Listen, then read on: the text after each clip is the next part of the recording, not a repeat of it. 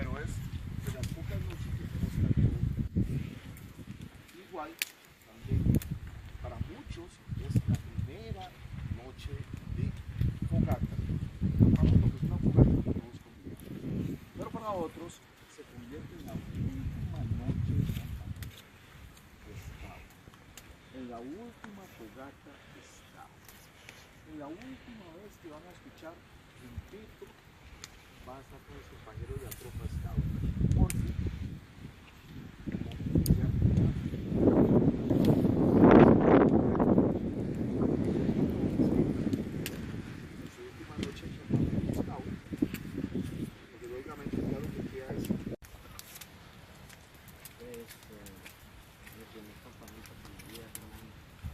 ¿a dónde fue?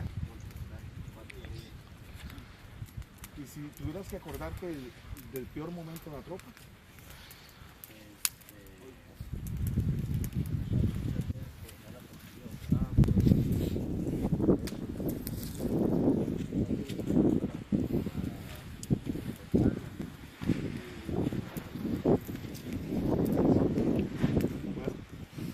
Esta es la última noche.